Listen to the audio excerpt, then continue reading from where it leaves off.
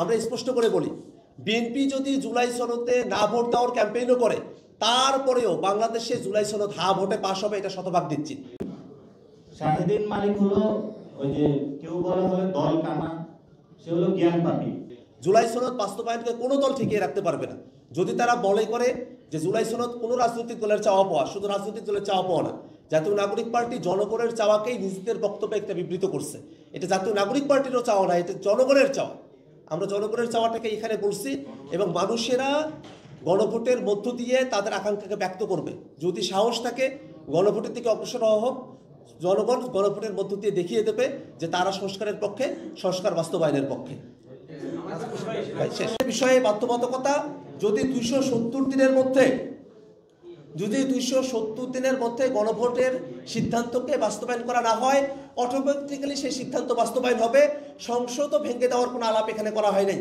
তথাপিও কেন এই গণভোটের সিদ্ধান্তকে বাধ্যতামূলক করা হবে না, সে বিষয়টা নিয়ে এখনো পর্যন্ত কোনো দলের তরফ থেকে কোনো স্পষ্ট ব্যাখ্যা না থাকলেও আমরা এর মধ্যে দলগুলো, বিশেষত বিএনপি, এই যে বাধ্যবাধকতা থেকে নিজেদেরকে সরিয়ে রাখতে চায়, তার মধ্য দিয়ে তারা সংস্কারকে যে ধারণ করে না, সংস্কারকে যে পালন করতে তারা আগ্রহী নয়, সেই বিষয়টাই তাদের এই বক্তব্যের মধ্য দিয়ে প্রতীয়মান হয়। আমরা আজকের এই সংবাদ সম্মেলন থেকে আমরা আরও একটা বিষয় আপনাদের কাছে উপস্থাপন করতে চাই যে বাংলাদেশের মানুষ কিন্তু রক্ত দিয়েছে, জীবন দিয়েছে, সংস্কারকে বাস্তবায়ন করতে হবে, এর অন্যথা করার কোনো সুযোগ নেই।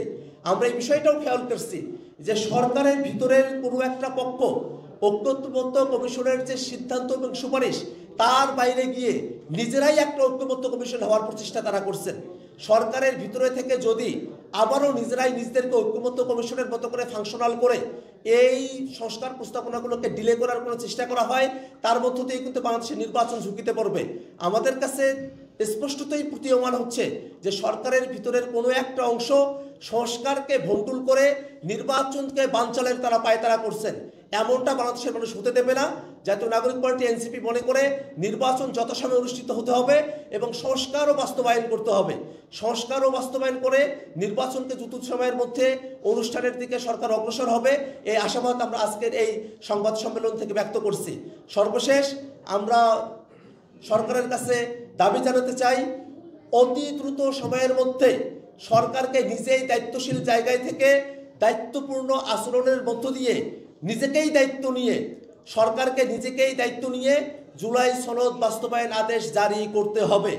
সামনের সংসদকে গাঠনিক ক্ষমতা প্রদান করার মধ্য দিয়ে সংবিধান সংস্কার পরিষদ হিসেবে ঘোষণা করে সেই সংবিধান সংস্কার পরিষদে গণভোটের মাধ্যমে অর্জিত জনগণের সার্বভৌম অভিপ্রায়কে ধারণ করে সেটাকে অটোমেটিক্যালি যেন বাস্তবায়ন করা হয়, সেই সুপারিশ যেটা ঐক্যবদ্ধ কমিশন রেখেছে তাদের প্রথম প্রস্তাবে, সেটাকে বাস্তবায়ন করতে হবে।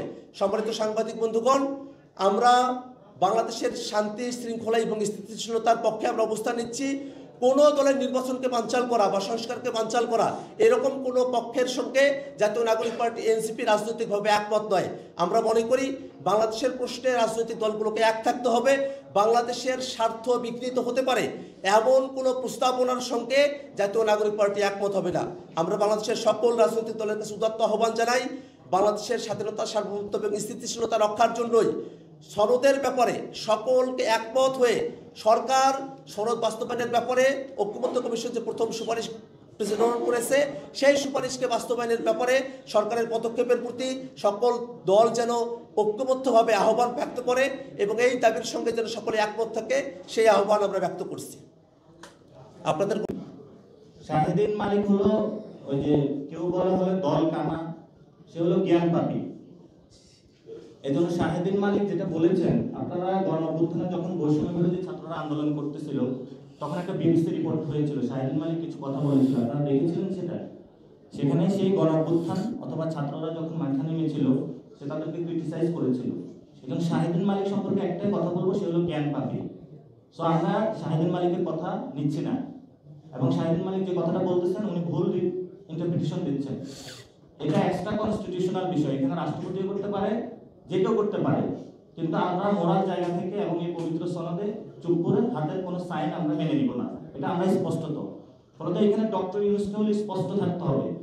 এবং আপনি দেখেন এই ডক্টর ইউনূস এখন যে অবস্থায় যাচ্ছে, ওনাদেরকে একবার হলো বিএনপি এসে ভয় দেখায়, একবার হলো জামায়াত ভয় দেখায়।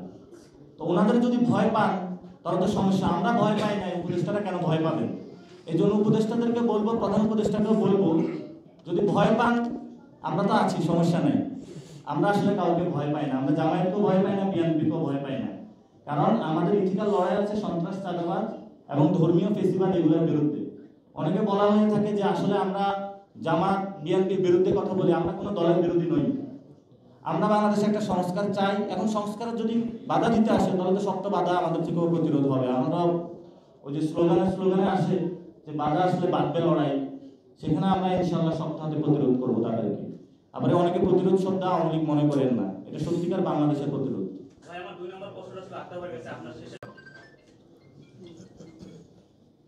সংস্কারের বিষয়ে সিগনেচার করলেই যে সমস্যার সমাধান হয়ে যাবে এরকম ধরনের একটা মনোভাব অনেকের মধ্যে ছিল, কিন্তু সংস্কারে সাইন করলেই যে সমস্যার সমাধান হবে না সেটা এতদিনে আমরা বুঝে গেছি। যদি সনদে আমরা সেদিন সাইন করে ফেলতাম তাহলে বাস্তবায়নের আলাপগুলো এতদূর পর্যন্ত আসতো না। অতএব জাতীয় নাগরিক পার্টি এনসিপি সেই দিন যখন জুলাই সনদে স্বাক্ষর না করলো তখন অনেক দল বলার চেষ্টা করেছে যে এনসিপি রাজনীতির মধ্য দিয়ে শেষ হয়ে গেল, কিন্তু বাস্তবতা হলো যে সেই দিন জাতীয় নাগরিক পার্টি এনসিপি সনদে স্বাক্ষর না করে বরং বাংলাদেশের গণতন্ত্রের বিজয়কে সমুন্নত রাখার পথকে আমরা ধরে নিয়েছি এবং সেই দিকেই আমরা অগ্রসর হচ্ছি। যদি কোনো ধরনের বাধা তৈরি করা হয় জুলাই সনদ বাস্তবায়নের ব্যাপারে, এবং যে পক্ষ থেকেই এই বাধাটা তৈরি করা হবে জনগণ তাদেরকে প্রতিহত করবে এবং জনগণ তাদেরকে প্রত্যাখ্যান করবে। বাংলাদেশের সংস্কারের বিষয়ে রাজনৈতিক দলগুলো কথা বলার আগে থেকেও মানুষেরা নিজেদের মধ্যে আলাপগুলো করেছে যে বাংলাদেশের রাজনৈতিক সংস্কৃতিতে পরিবর্তন দরকার, বাংলাদেশের রাষ্ট্র কাঠামোতে পরিবর্তন দরকার, বাংলাদেশের প্রতিষ্ঠানগুলোতে পরিবর্তন দরকার। এই পরিবর্তনের আকাঙ্ক্ষাকে, এটা কোনো কৃত্রিম আকাঙ্ক্ষা নয়, পরিবর্তনের আকাঙ্ক্ষা একেবারেই নিরেট প্রাকৃতিক এবং মানুষের ভিতর থেকে উঠে আসা আকাঙ্ক্ষা। সেই আকাঙ্ক্ষাকে যদি দাবিয়ে রাখার চেষ্টা করা হয়, সেটা যদি কোনো দল করে, ইভেন যদি সরকারের ভিতরের কোনো অংশও সে চেষ্টা করে, অবশ্যই বাংলাদেশের মানুষ সেই চেষ্টাকে প্রতিহত করবে এবং বাংলাদেশের সংস্কারের বিষয়গুলোকে বাস্তবায়ন করা হবে, সেটাকে নিশ্চিত করে নিয়েই বাংলাদেশের মানুষ ঘরে ফিরে যাবে।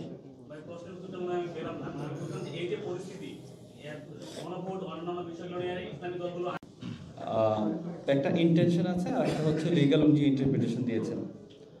ওনার যে লিগ্যাল মতামতটা দিয়েছেন আপনি যদি ওইটা পড়েন দেখবেন আমরা যেটা বলছি সেটা একটা প্রতিচ্ছবি। সেটা ওনার ইন্টেনশন, আমরা যা বলছি সেটা না। আমি একটু ব্যাখ্যা করি। উনি বলছেন, উনি কিন্তু জুলাই সনদ যখন হলো তখনও বলেছেন যে এটা আবার কেমন ডকুমেন্ট, এটা সুপ্রা কনস্টিটিউশনাল একটা ডকুমেন্ট, এই পরিবর্তন তো কনস্টিটিউশন অ্যালাউ করবে না, রাইট? ওনার ইন্টেনশন হচ্ছে এই সংস্কারটা যেন না হয়। স্বাধীন মালিক একমাত্র লিগ্যাল এক্সপার্ট না, বাংলাদেশে আরও অনেক লিগ্যাল এক্সপার্ট আছেন, বিশ্বে আরও অনেক লিগ্যাল এক্সপার্ট আছেন। অন্য লিগ্যাল এক্সপার্টদের সাথে যারা ঐকমত্য কমিশনে যারা কনসাল্ট করেছেন, যারা প্রথিতযশা লিগ্যাল এক্সপার্ট, তারাও কিন্তু মতামত দিয়েছেন যে হ্যাঁ, বর্তমান সংবিধানের অধীনে এই সংস্কারটা আনা সম্ভব না, কারণ আমরা একটা আমূল পরিবর্তন আনার কথা বলছি। তো আমাদের বর্তমান সাংবিধানিক যে কাঠামো আছে এর বাইরে যেতে হবে, এবং এর বাইরে যে আমি যখন আনতে যাব তখন কিন্তু আমি এটা চুপ্পু সাইন করছে না, ডক্টর মোহাম্মদ ইউনূস সাইন করছে, সেটা মূল কথা না। কারণ এই সংবিধান এই যে সংস্কার করার কথা সেটার পাওয়ারটা দেয় না।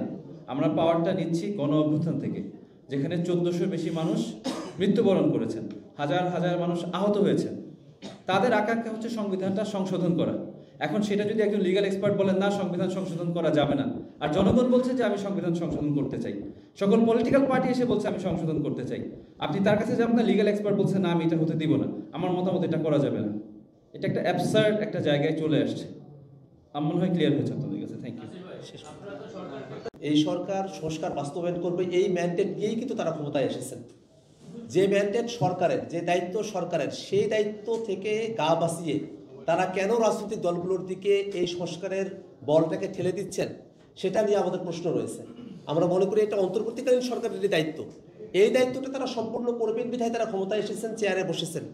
যে জন্যে তারা চেয়ারে বসলেন, ক্ষমতা ভোগ করলেন, সেই সংস্কারই যদি তারা বাস্তবায়ন করতে না চায় এবং রাজনৈতিক দলগুলোর মুখাপেক্ষী থাকে, তাহলে তারা তাদের ম্যান্ডেট থেকে বিচ্যুত হয়েছেন বলেই আমরা মনে করি। সেই জায়গাটাতে সরকারের কাছে আমাদের আহ্বান, যত দ্রুত সময়ের মধ্যে সম্ভব এই সংবিধান সংস্কারের জন্য যে জুলাই সনদ বাস্তবায়ন আদেশ সেটা তারা জারি করবেন এবং এর মধ্য দিয়ে উদ্ভূত যে সংকট, সেই সংকট নিরসনে তারা কার্যকর পদক্ষেপ গ্রহণ করবেন। বিএনপি প্রার্থী ঘোষণা করেছে, যদি নাগরিক পার্টি জুলাই সনদের বিষয় নিয়ে ভোকাল না থাকতো তাহলে জুলাই সনদের অপমৃত্যু হয়ে যেত। এতগুলো মানুষ জীবন দিয়েছেন, শহীদ হয়েছেন, আহত হয়েছেন, তারা সবাই কিন্তু এনসিপির দিকে তাকিয়ে আছে। এই মানুষেরা এনসিপির দিকে তাকিয়ে আছে যে এনসিপি জুলাই সনদের ব্যাপারে কতটা দৃঢ় ভূমিকা রাখতে পারলো। আমরা জনগণের কথা চিন্তা করে, মানুষের ভালোর কথাটা চিন্তা করে, দেশের স্বার্থে আমরা জুলাই সনদের বিষয়টাকে বাস্তবায়ন না করা পর্যন্ত আমরা সেই বিষয়ে কথা বলবো এবং সেই বিষয়ে আমাদের দৃঢ় অবস্থান থাকবে।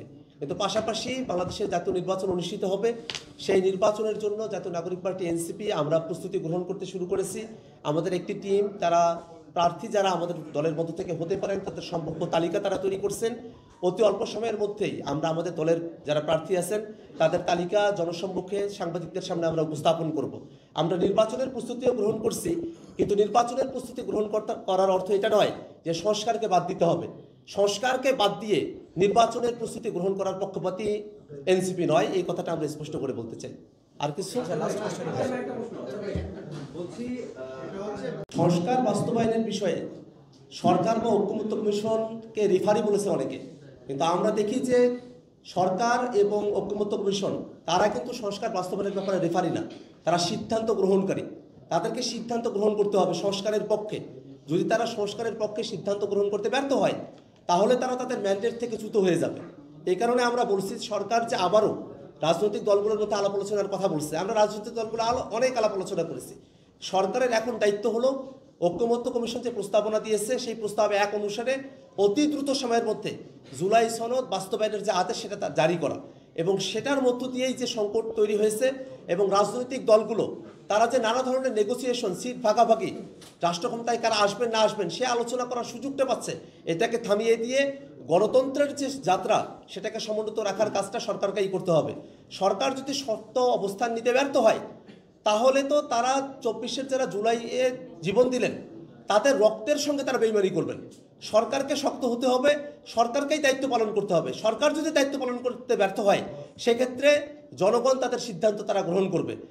কেমন করে সংস্কারকে বাস্তবায়ন করতে হয় সেই ব্যাপারটা নিয়ে বড়ের জন্য বাংলাদেশের জনগণ তারা রাজপথে নেমে আসবে। ভাই আমরা শেষ করি। এর জন্য যে খরচের প্রয়োজন হতে পারে সেটা খুবই বিবেচ্য বিষয় না, কারণ বাংলাদেশে অনেকগুলো জায়গায় অনেক হাজার হাজার কোটি টাকা খরচ হচ্ছে।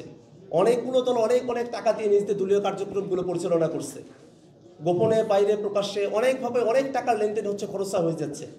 খরচের কথা চিন্তা করে গণভোট আগে করা যাবে না, এই ধরনের চিন্তা এটা আসলে বাতুলতা। আমরা মনে করি যে গণভোট যে কোনো সময় অনুষ্ঠিত হতে পারে, কিন্তু গণভোটের থেকেও গুরুত্বপূর্ণ হলো জুলাই সনদ বাস্তবায়নের যে আদেশ সেটা। যদি জুলাই সনদ বাস্তবায়নের আদেশটাতে কোনো ধরনের ত্রুটি বিচ্যুতি থেকে যায় তাহলে শুধু গণভোট আমাদের এই সংস্কার প্রস্তাবনাগুলোকে টেকসই করতে পারবে না। গণভোটের প্রশ্ন, গণভোট বাস্তবায়নের জন্য যে আদেশ সেটা যদি সঠিকভাবে জাতি না পায় তাহলে গণভোটের কার্যকারিতা থাকবে না। এই কারণেই আমরা মনে করি গণভোটকে কার্যকর করতে হলে জুলাই সনদ বাস্তবায়নের যে আদেশ সেটা যেন সঠিকভাবে লিপিবদ্ধ হয়, সঠিকভাবে জারি করা হয়, সে ব্যাপারেই সরকারকে সর্বাধিক গুরুত্ব প্রদান করতে হবে। ধন্যবাদ সকলকে।